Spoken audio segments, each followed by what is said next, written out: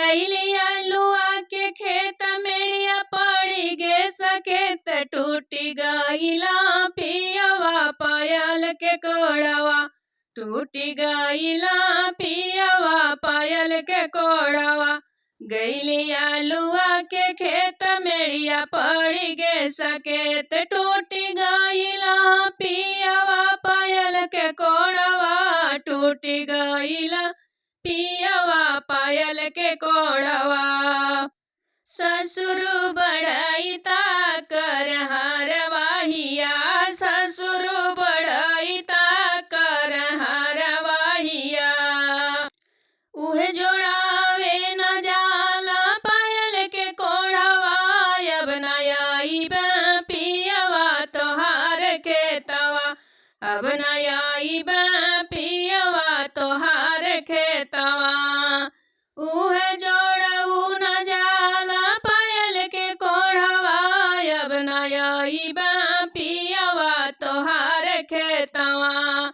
गईली आलुआ के खेत मेरिया पड़ी गे सकेत टूटी गईला पायलवा के कोड़वा ना टूटी गईला पियवा पायल के कोड़वा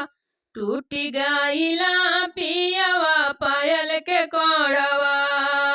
जेठऊ बढ़ाईता बकरी चरावे जेठऊ बढ़ाईता बकरी चराव उहे जोड़ावे न जाला पायल के कोड़वा अब न आईब पियवा तोहार खेतवा उहे जोड़ावे न जाला पायल के कोड़वा अब न आईब पियवा तोहार खेतवा गईली आलुआ के खेत मेरिया पड़ी गे सके टूटी गे पियवा पायलवा के कोड़वा टूटी गईला पियवा पायलवा के कोड़वा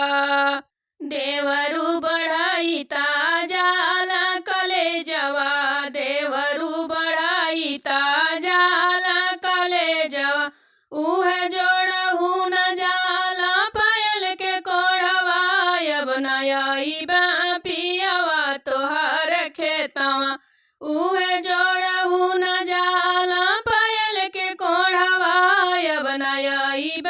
पियवा तोहार खेतवा गईली आलुआ के खेत मेरिया पड़ी गे सकेत टूटी गे पियवा पायलवा के कोड़वा